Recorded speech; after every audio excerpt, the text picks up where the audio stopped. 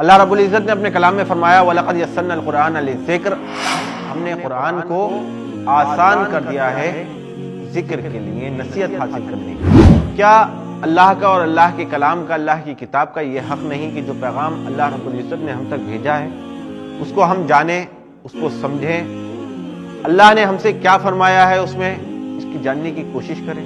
اللہ رب العزت کا کلام آپ تک اور ہم تک پہنچا، اللہ رب العزت کا ایک خط آپ تک یا ہم تک پہنچا ہے، آپ اور ہم اس کی روزانہ تلاوت کرتے ہیں، پڑھتے ہیں، روزانہ 5 بار اللہ رب العزت کی بارگاہ میں حاضر ہوتے ہیں۔ کیا اللہ رب العزت کا یہ حق نہیں کہ اس نے جو پیغام، جو خط ہم تک بھیجا ہے، جو کتاب ہم تک بھیجی ہے، ہم اس کو جانیں، اس کو سمجھیں، اس سے دیکھیں کہ اللہ رب العزت نے اس میں کیا لکھا ہے، ہمارے لیے کیا پیغام بھیجا ہے۔